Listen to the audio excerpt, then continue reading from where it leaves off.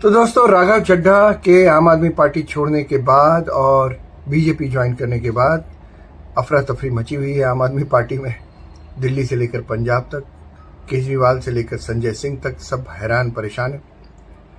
पंजाब कांग्रेस के अध्यक्ष अमरेंद्र सिंह राजा ने आम आदमी पार्टी को सलाह दी है कि वो अपने विधायकों को संभाल कर रखें, क्योंकि उनको खबर है कि पहले झटके में 50 विधायक पार्टी तोड़कर बीजेपी ज्वाइन कर सकते हैं।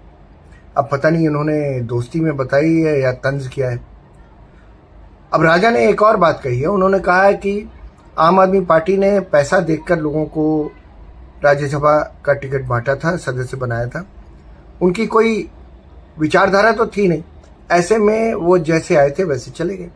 अब बदले में आम आदमी पार्टी वाले इसे पंजाबियत का अपमान का इशू बना रहे हैं और कह रहे हैं कि जिन लोगों ने पार्टी छोड़ी है उन्होंने दरअसल पंजाबियों की पीठ में खंजर भोंका है।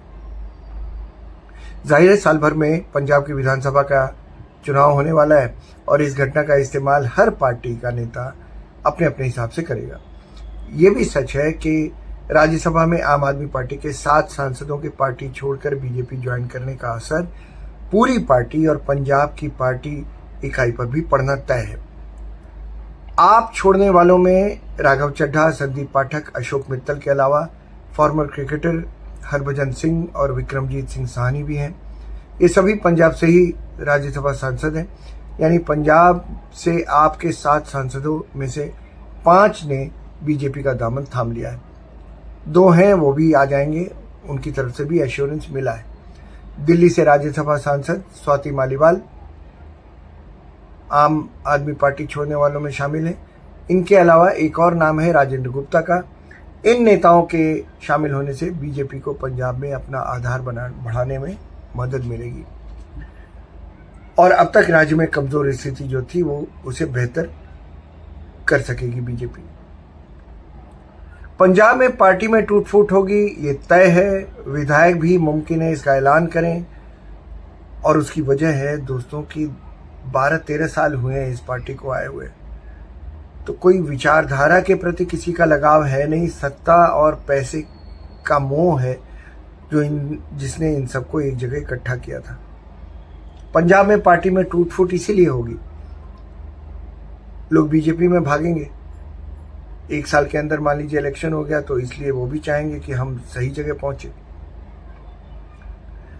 विधायक भी मुमकिन है कि इसका ऐलान कर दें सूनर और लेटर, लेकिन बदलाव पंजाब में भी होगा और अगर ये बड़े पैमाने पर हुआ तो हो सकता है वक्त से पहले भी पंजाब में चुनाव करवाए जा सके। राघव चड्ढा पंजाब की राजनीति के सूत्रधार थे, अब वो बीजेपी में हैं, इसीलिए आम आदमी पार्टी की हर रणनीति के बारे में उन्हें अच्छी तरह पता है। भगवंत मान बस दिखावे के मुख्यमंत्री थे, फैसले सारे राघव चड्ढा के होते थे, इसीलिए पंजाब की पार्टी यूनिट में चपरासी से लेकर अध्यक्ष तक के पद राघव चड्ढा के ही लोग हैं। उन पर एक एक आदमी राघव चड्ढा की पसंद का पंजाब की राजनीति में लाया गया था। उनके जाने से पार्टी के संगठनात्मक ढांचे में भारी कमजोरी आएगी, इसीलिए अगले 2-3 दिन में तस्वीर आप कुछ और भी देख पाएंगे कि जैसे केजरीवाल अपने सारे विधायकों को लेकर किसी होटल में चले गए, किसी दूसरे राज्य के होटल में, और किसी से उनको मिलने नहीं दे रहे, उनके सारे मोबाइल जब्त कर लिए गए। जल्दी ही आप ये खबरें भी सुनेंगे। इसीलिए राघव का जाना पंजाब की सरकार के लिए बड़ा झटका हो सकता है। अब माना जा रहा है कि बीजेपी की स्थिति मजबूत हो गई है। दावा किया जा रहा है कि आपके 2/3 राज्यसभा सांसद बीजेपी में चले जाएंगे तो पार्टी की ईमानदार राजनीति का जो नैरेटिव है, झूठा नैरेटिव मैं कहता हूँ उसको, वो भी कमजोर हो जाएगा और पंजाब में नेतृत्व को तो कमजोर करेगा ही है। दूसरी ओर विपक्ष का मनोबल बढ़ सकता है। कांग्रेस और शिरोमणि अकाली दल को, आम आदमी पार्टी को और मान सरकार को घेरने का मौका मिलेगा और इस पर करप्शन के आरोप लगाए जाएंगे जमकर, क्योंकि अब जो भी लोकल लीडर्स होंगे वो विपक्षी दलों को इस तरह की खबरें मुहैया कराएंगे कि क्या क्या हुआ।